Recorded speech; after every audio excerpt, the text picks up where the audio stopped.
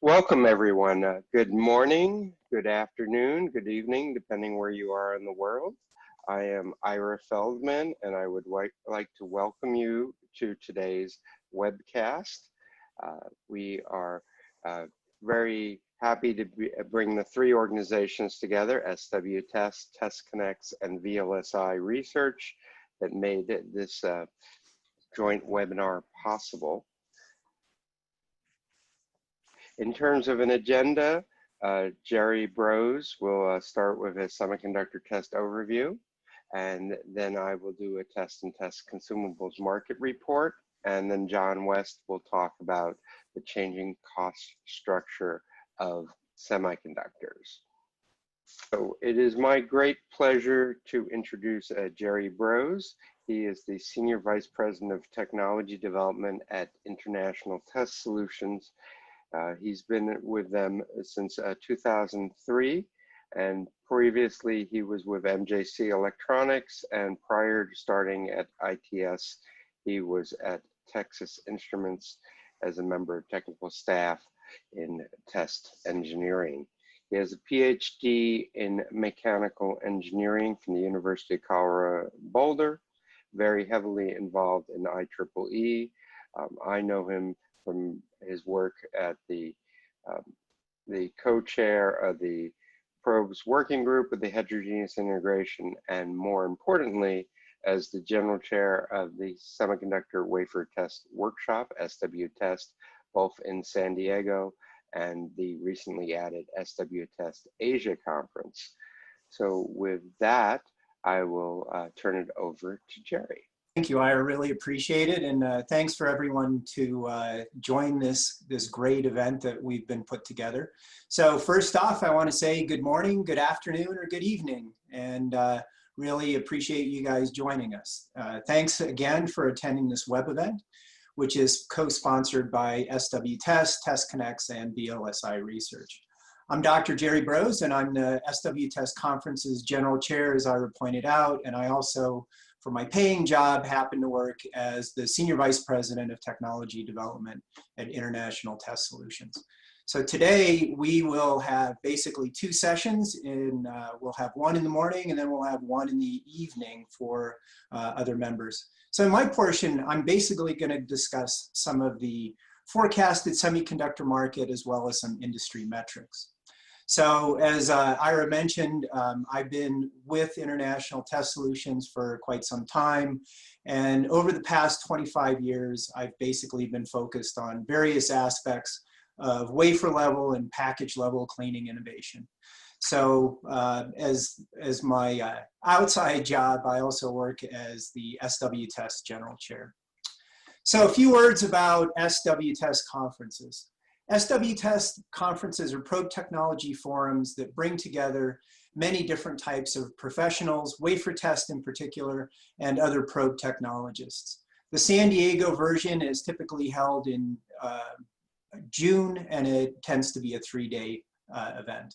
For the past 29 years, we've provided a focused and friendly technical forum that facilitates a lot of problem solving and networking. SW Test Asia, which we recently started in 2017, is a 2-day conference that's held in Taiwan. The conference extends that relaxed San Diego flavor to Asia to create a really dynamic work style type of conference. Both conferences have very broad formats, which consist of user, supplier, and collaborative programs. And in fact, more than 60% of the presentations have international authors, and over 40% are co-work or collaborative presentations. In 2019, when I looked at the demographics, both conferences had approximately 600 attendees, and more than 30% of those attendees were coming from IDM and OSATs. So we very much benefit from the fact that we have a very focused expo, a very broad technical program, and we have a lot of opportunities to meet all the premier suppliers that support the wafer test industry. We purposely build our program to have long breaks. We want to facilitate a lot of informal interaction. We make every effort to have some fun with great social events, and we also have a couple of golf benefit tournaments. Basically, we have some new initiatives. We are working with some of the women in engineering. We have a new Women in Engineering initiative that's coming up for the next couple of years.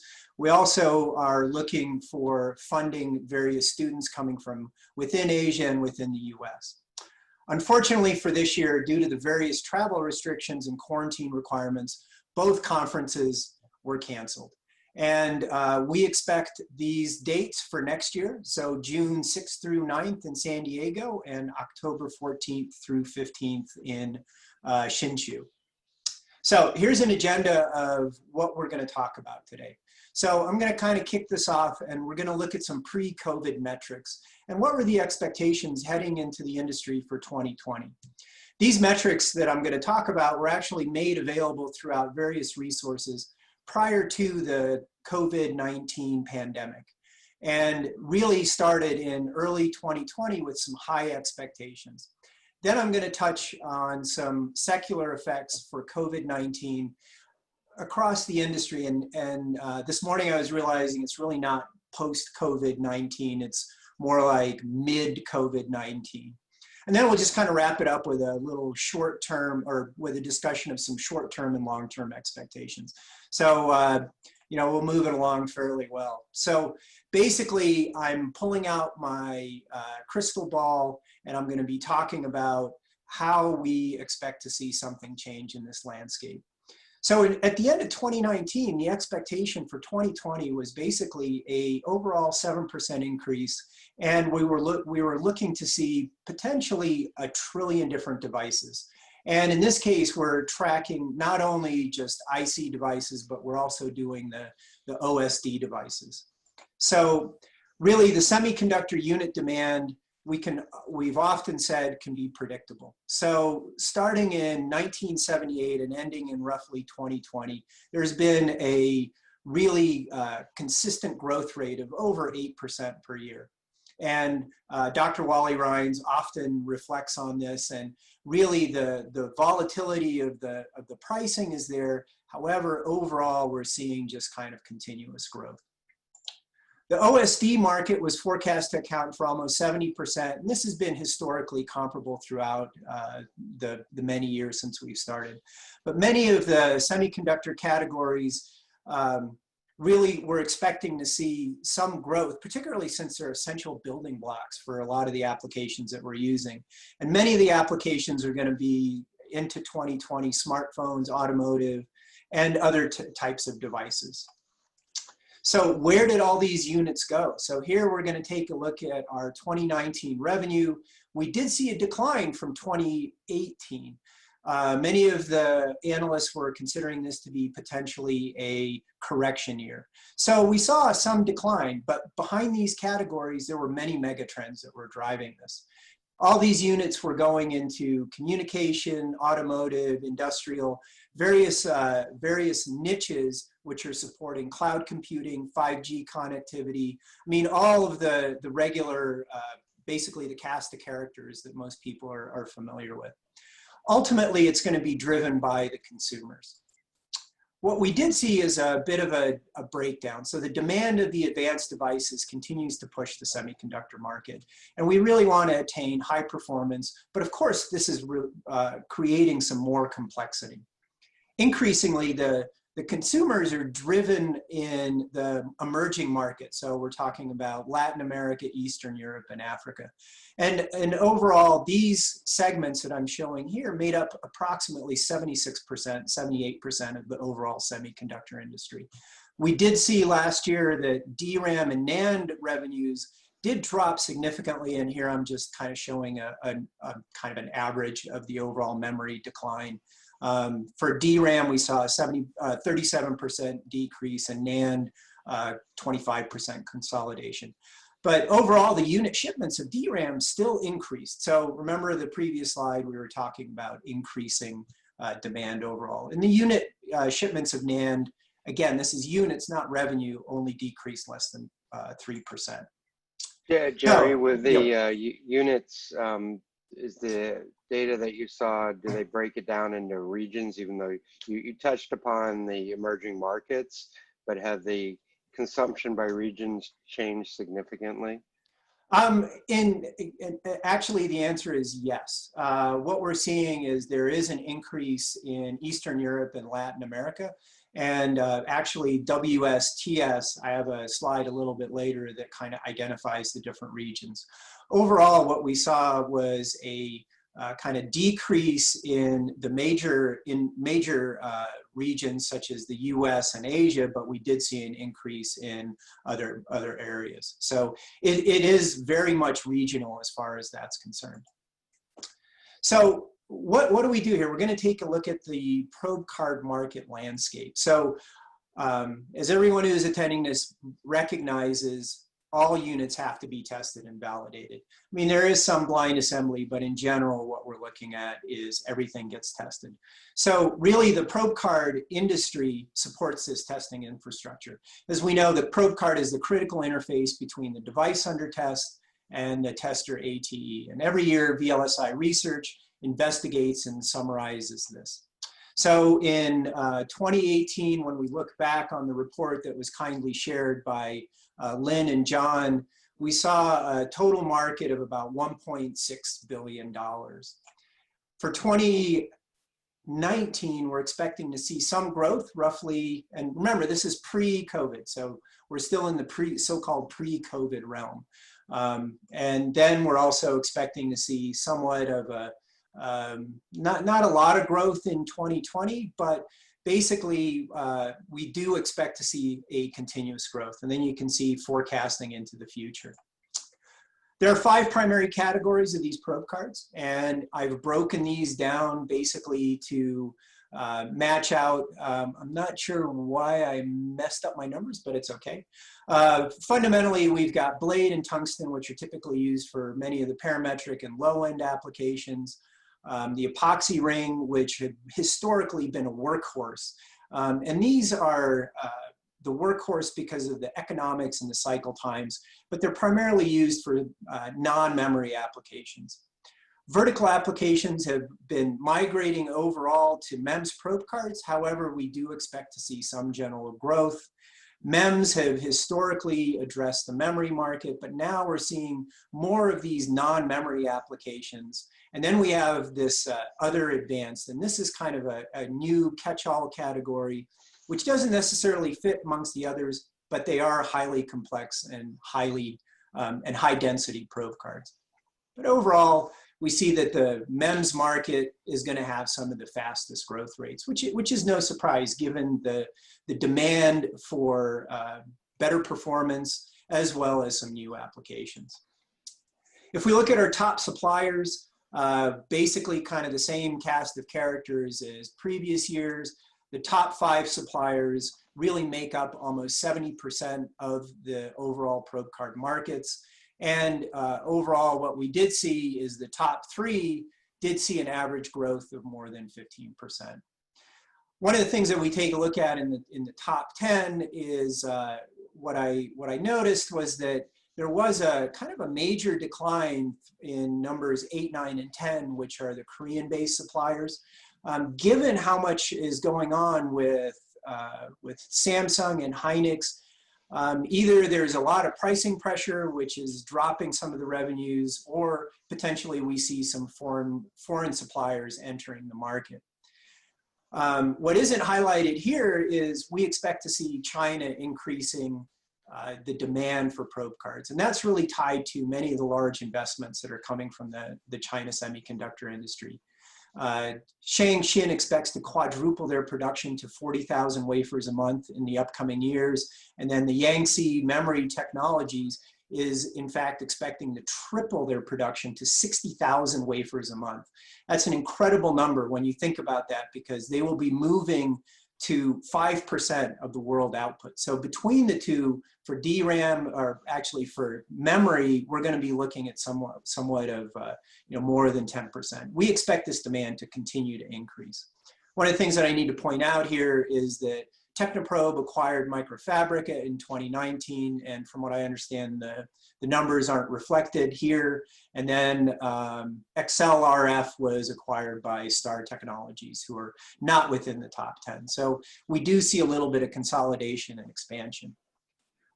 From prior to the start of the pandemic, we did see a decrease, and this is coming from the world semiconductor market from the SIA of roughly 12% in 2018. WSTS held their 2019 forecast meeting in late 2019, and overall the market was expected to show some modest growth. We did see some regions forecasted to grow with an overall market of roughly 6%, but we did expect to see some drops again in the memory.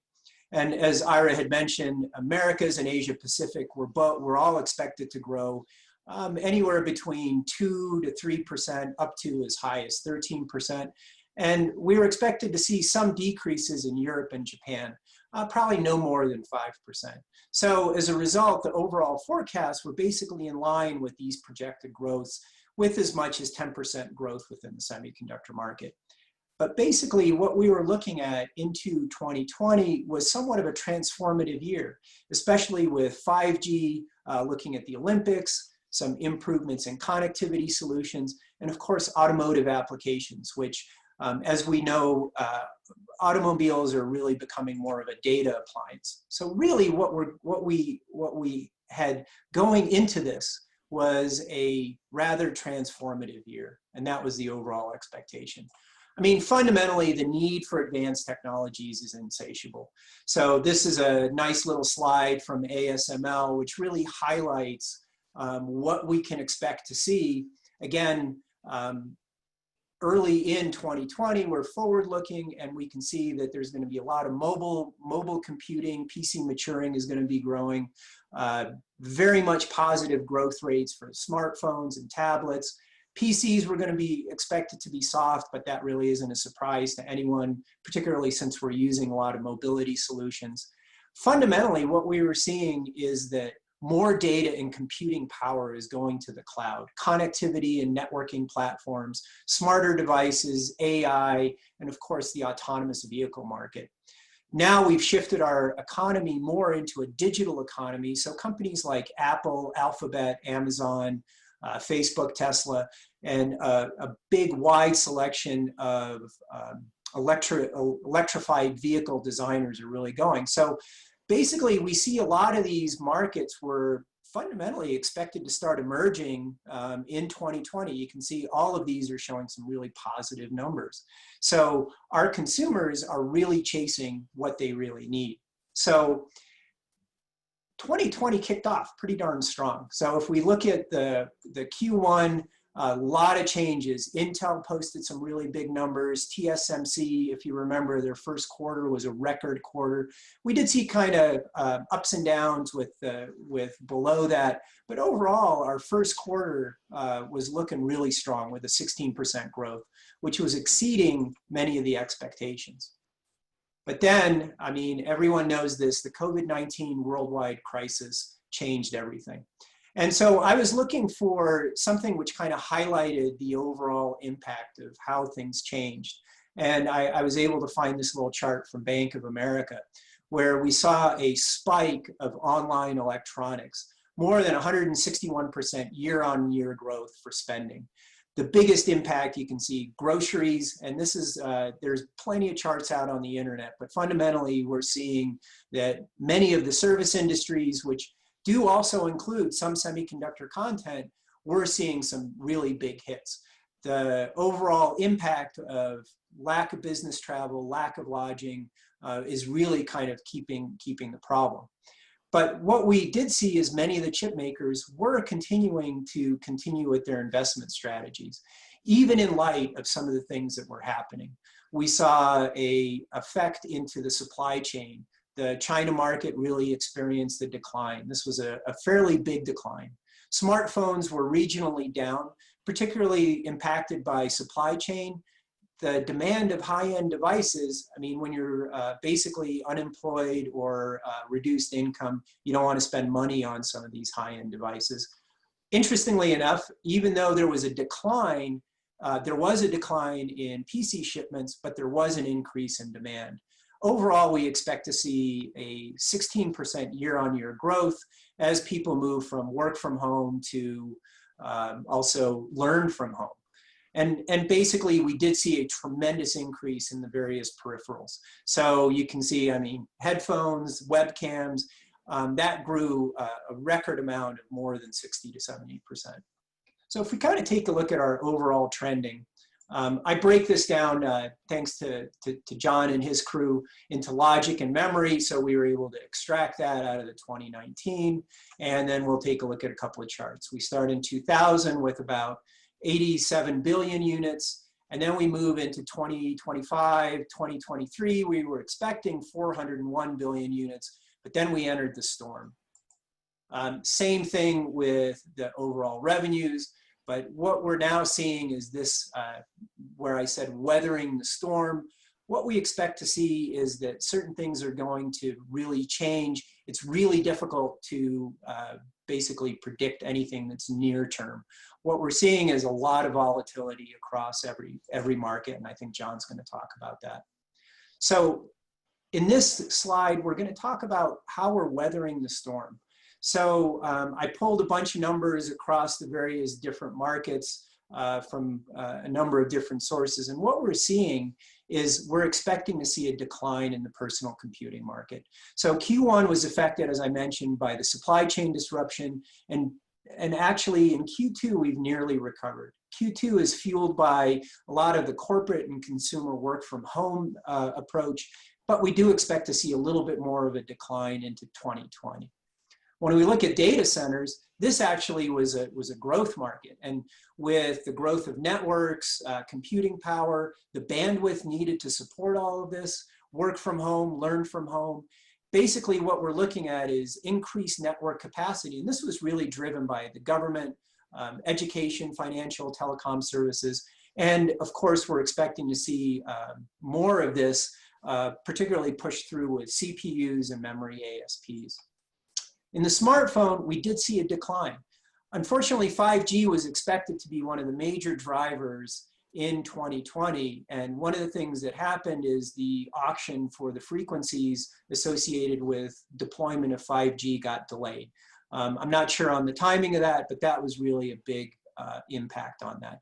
But we are seeing with the more advanced phones, the semiconductor content, especially with processors, connectivity, it's still expected to increase. So rather than the 5G ramp being in the early part of the year in preparation for the Olympics, it's likely going to be happening toward the latter half, maybe into Q4, and into 2021, we do kind of expect to see a rebound. Basically, right now, the consumers are really relying heavily on their mobile devices. But still, with the economic uncertainty, they may be delayed in upgrading to the newest model. Automotive, actually, and we'll talk a little bit more on that one, the OEMs really shut down. There were a number of ones which were reduced operations, and overall, the market kind of suffered. We saw roughly a 15% decrease in global automotive sales. Recently, Omdia indicated a greater than 20% reduction in the sales of power devices, which basically perpetuate throughout all the different devices or all the different features within the car. And then I think it was in May, we did see the bankruptcy of Hertz and their parent company Advantage Rent-A-Car.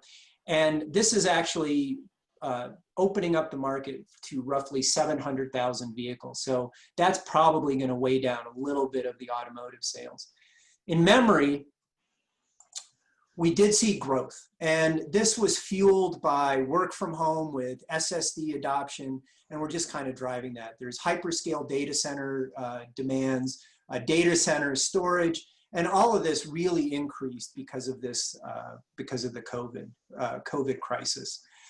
We do see strong demand, and there's going to be some offset with the other markets that go into decline. But if we look towards 2021 and 2022, as I look across the industry, we are now expecting to see some growth in 2020, and it's going to be a modest growth. And actually, we will expect to see some rebound and into 2021, and then kind of back along the track for 2022. Even though there's a positive outlook, this could change tomorrow with a resurgence in the virus spiking up high numbers, And of course, for the United States, this is an election year, so there could be some impact depending upon if there's a change in the government. I want to take a quick look at the automotive sector because this is the one that was really impacted dramatically. In this case, we're looking at vehicle sales in China, Europe, and the US. And overall, we did see some vehicle sales declines, which were really, really dramatic. It's not surprising. Nobody wants to buy a vehicle, and then basically nobody's driving around. Where we did see where we do expect to see the impact is all the different devices that go into it. We know that semiconductor content over the next few years is expected to grow from approximately $350 per vehicle to as much as $1,700, that's right, 1.7K for a fully electrified vehicle with ADAS. So what we really know now is that by moving towards self-driving, ADAS, the demand for infotainment and connectivity is really turning all of these new vehicles into what could be called a massive data appliance. But overall, we expect to see potentially a 15% and almost a 25% contraction into 2025. So into Q2, even though we had a extremely good Q1, many of the large companies did provide some guidance revisions. So the decline ranged from 19% to ST Micro, and we actually saw a 9.9% growth with Kioxia, which was previously Toshiba Semiconductor. Really, the guidance moving forward is continued caution. Many of the companies are expecting quite a bit of volatility. And again, the short term is particularly difficult. In this case, we're seeing that Qualcomm, Texas Instruments, all are expecting to see or have given a negative guidance. And some of them are continuing to give positive guidance. So really the volatility of the short view is pretty substantial. With that said, the analysts were expecting a contraction overall, but in June, WSTS changed their forecast based on the growth from Q1. So what we immediately saw is many of the industries were looking at a relatively negative year, but as soon as that was released, we did see a change. So if you notice on this one, we are basically looking at predictions which were made in April and May when things were really volatile.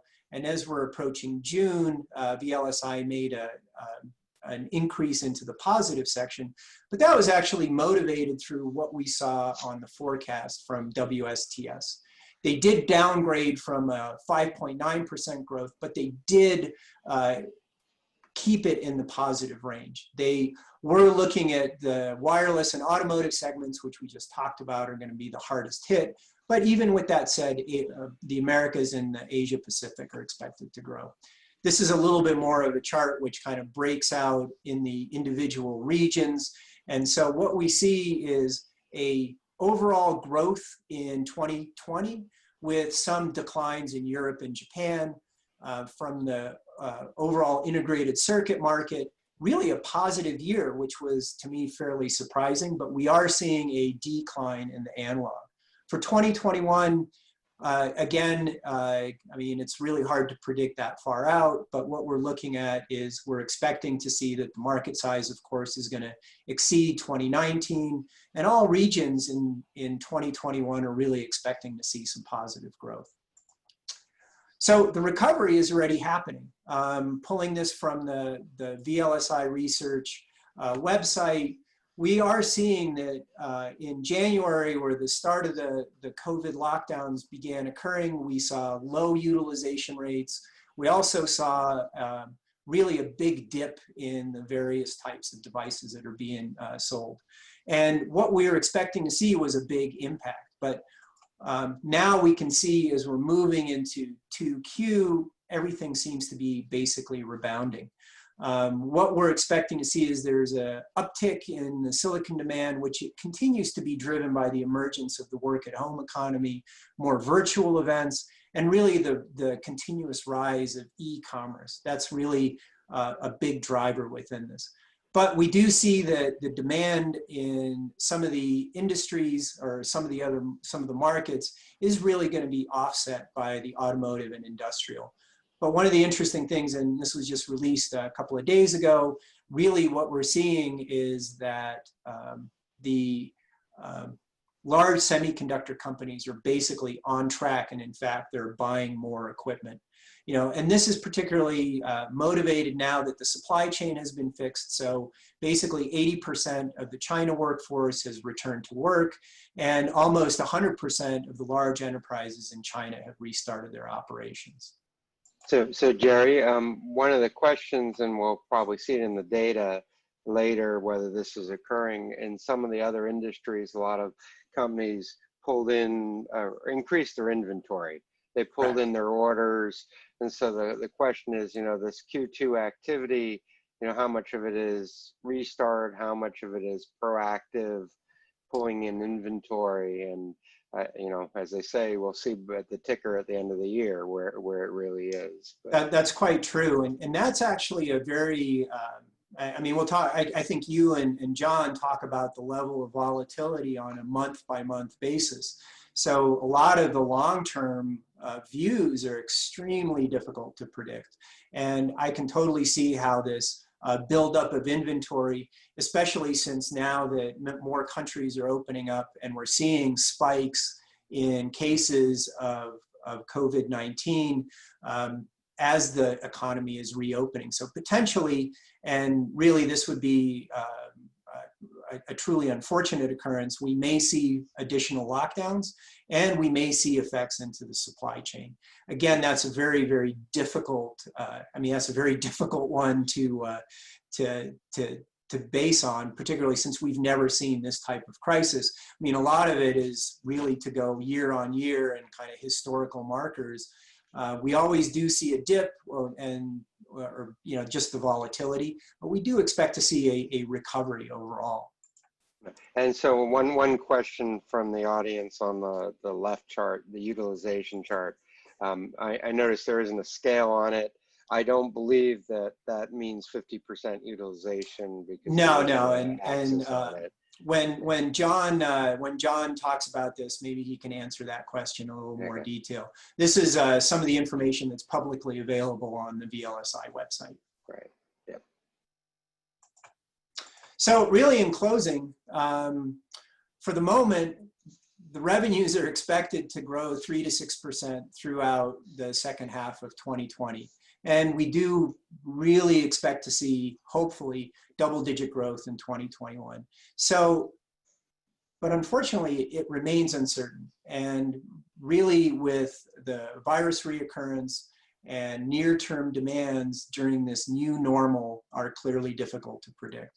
And you know, as Ira just mentioned, some of the inventory issues, I mean, there's a lot of things which are really going to affect that. Markets which really seem to be affected in the short term, I mean, likely affected, automotive, especially highlighted with power devices, some industrial, some smartphones. I mean, a lot of this stuff is really related to people not being able to travel, not being able to upgrade their smartphones, upgrade their cars. I mean, overall, that's some of it's economically driven, and then a bit of it is risk adversity driven. The least likely affected markets, and this is no surprise again, data centers. We want it fast, we want a lot of storage, we really want all of this to be able to stream Netflix, to be able to play my online activities. So that's where we see it. New opportunities clearly are going to come from medical. And this is being driven through just the testing, through AI looking for potential vaccinations. All of these are really going to push it. So what we're really expecting to do that is that, again, we're going to see big data overall pushing the demands of many of these things. And really the end user demands for performance are going to continue to drive the markets in long term. This is really not news to anyone, but I mean, basically the new applications and the consumer requirements are always going to demand much more. even though, you know, and pun purposely intended, because what we are seeing is a slowdown overall for Moore's Law, but we are seeing some more increases in the heterogeneous and the system in a package. And basically what we're expecting to see is just a continuing improvement overall for the performance. We do think that 5G and AI are going to remain the key drivers, and we can probably throw automotive in there as well. And for the moment, we can say that the foundries and advanced logic and memory are really staying fairly healthy. But what's really going to affect us is that once the demand from the retailers and hospitality sectors really are going to be somewhat weak until all the travel bans and the entry restrictions are removed. And then once that happens, what's going to be interesting to see is trade shows, conferences, and business travels. Are these going to return with what I would call a fervor, with a need to catch up mentality? A lot of the conferences have become virtual, like this one. And what I felt with this is there's a lot of social interaction and the networking that seems to be missing through that. And I think that's one of the big difficult things. But safety is obviously one of the paramount things. If you want to learn more, there's Semi is putting on a Wafers to Wall Street overview, which is actually tomorrow. As a Semi member, I think it's 25 bucks. As a non-Semi member, it's 99 bucks. You can go check this out on the Semi website. This is actually a fairly nice looking agenda. So there's actually going to be more up-to-date data. There's going to be some bankers, some supply chain managers, as well as overall trends in fab investments and other capacities. So this will actually be a rather interesting webinar. And that's basically it. So I'm happy to take more questions, and we can certainly hopefully have a dialogue on what your thoughts and how things move forward. So thank you very much for your attention. And you know, as always, I want everyone to stay safe and stay healthy. So thank you again. Thank you, Jerry. Please ask your questions in the Q&A tool. I will also launch a quick poll so that we can give Jerry some feedback on his presentation.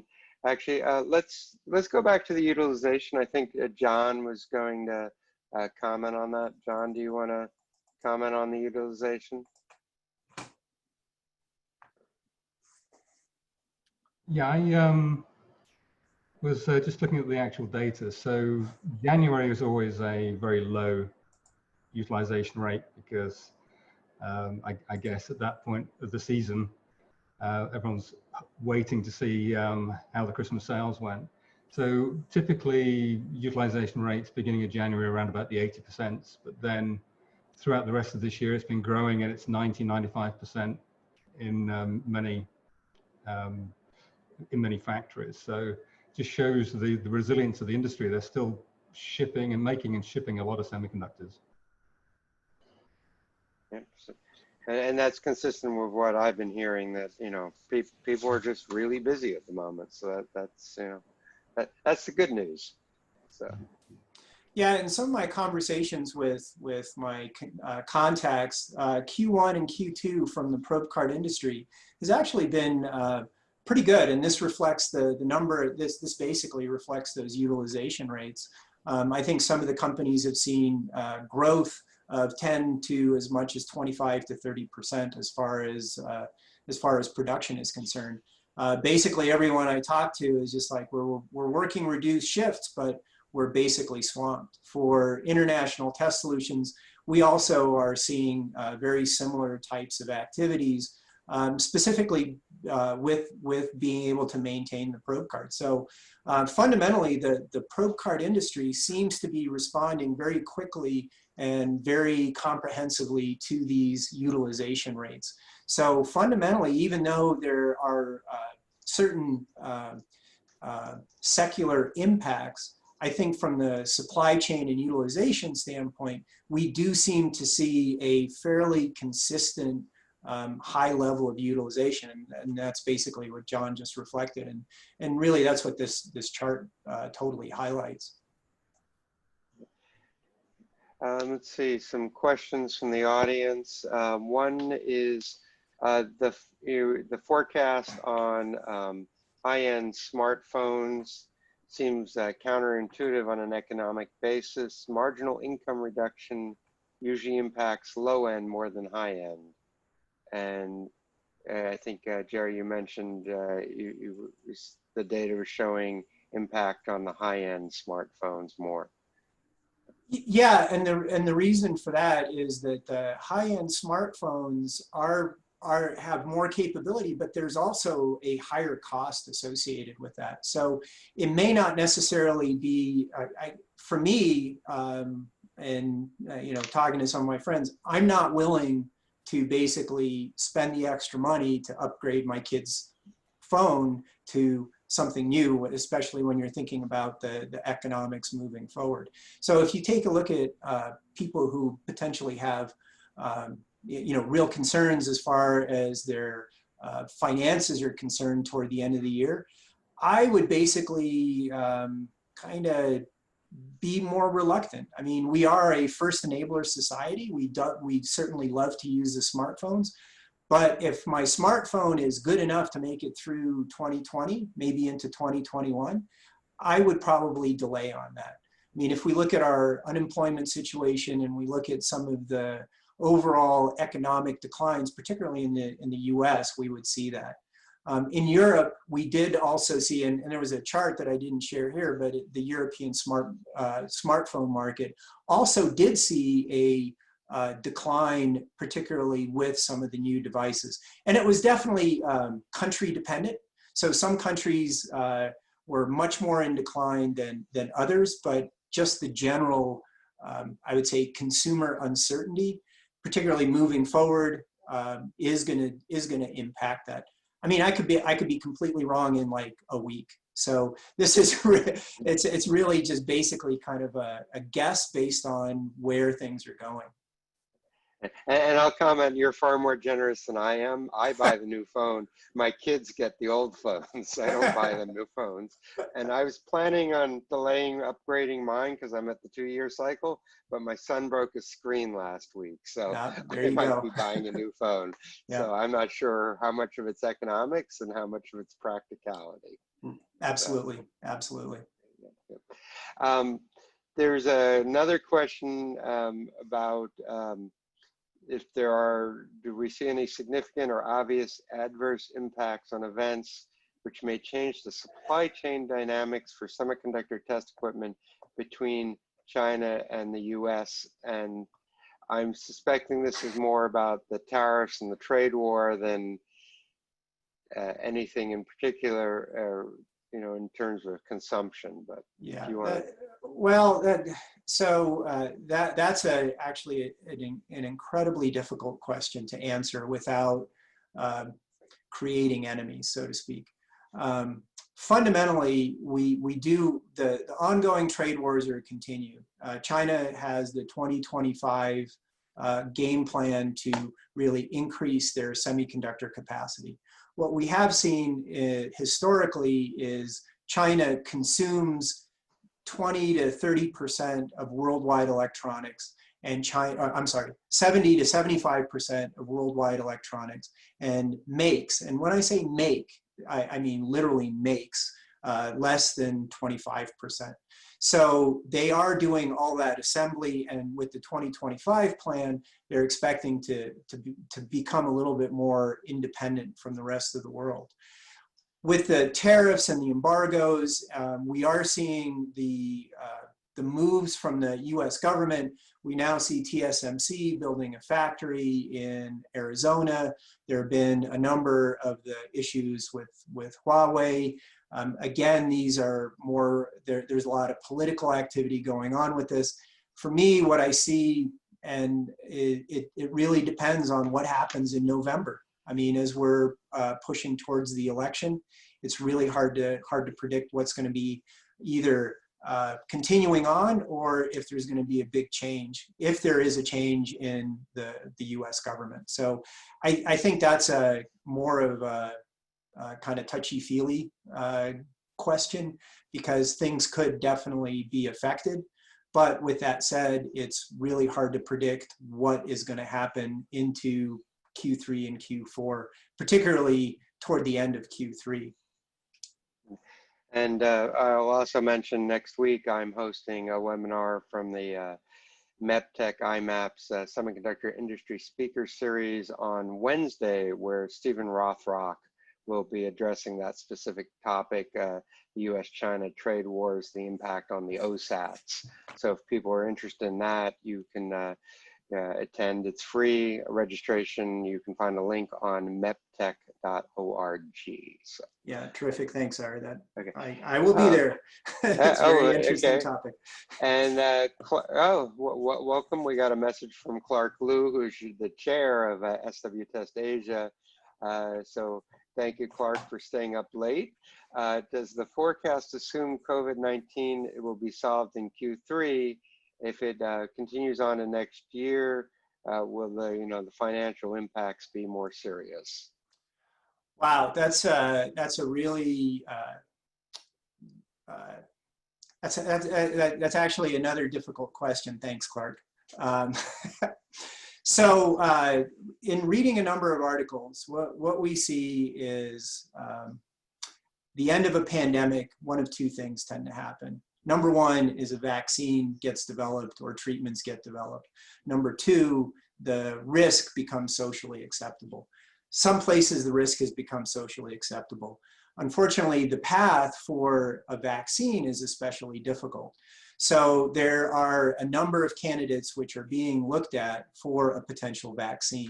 The big issue is it's got to get through the FDA approval process, and that can take anywhere from up to 10 years. In fact, the last vaccine, true vaccine that was developed was, I believe it was measles, and that took 10 years before it made it all the way through. Right now, we've got a couple of prime candidates which are using different strategies for looking at the treatment. Some of them use antibodies, some of them trick the body, and some of them give you kind of a weak version of it.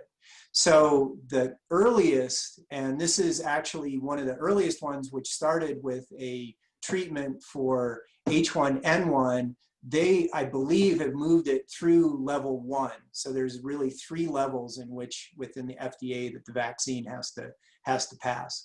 And they've, I think, made it through level 1, but level 2 and level 3 become very difficult because you go from clinical trials to a subset of the population to a large subset of the population. So really the earliest, and this kind of echoes what we're seeing in the US media, is earliest would be sometime next year for a viable vaccine. There are clinical trials happening with volunteers. However, it's really hard to predict if there are going to be massive side effects or if there are going to be other problems. What I kind of see is that there's going to be better treatments, but again, with the resurgence, and again, the virus is mutating. Viruses are really weird little, they're not alive, but what they do is they're really tricking your body into reproducing them. So they are mutating as well. So it's kind of a long, winding answer to basically, I'm not real sure. Okay. And I think that's, probably, the biggest challenge with any of the forecasting going on right now is that the, what we normally assume the boundary conditions are, or what normally happens, isn't happening. So, or may not happen. So lots of challenges. John is going to touch on that, and I'm going to touch on some similar related topics. So I want to thank everybody for their questions. We will possibly have some time at the end to have some general questions, but I'm sure Jerry's happy to answer anything if you get in contact with him directly. For those people who haven't taken the poll, please take a moment and do so. We are metric driven, and I see only 63% of you have actually taken the poll. So there's plenty of people online, so please take a minute to do that. And thank you, Jerry.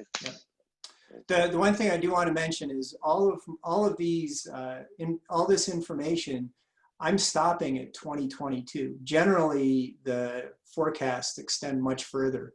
but the volatility as we approach the end of 2020 and into 2021 makes it incredibly difficult to really extend it. And as Ira pointed out, we have some historical models, but the one that we can always kind of count on is the overall demand for semiconductor is not going to go down. We are an insatiable culture that wants better performance, faster, better, faster, better, faster, better. So with that, thank you very much.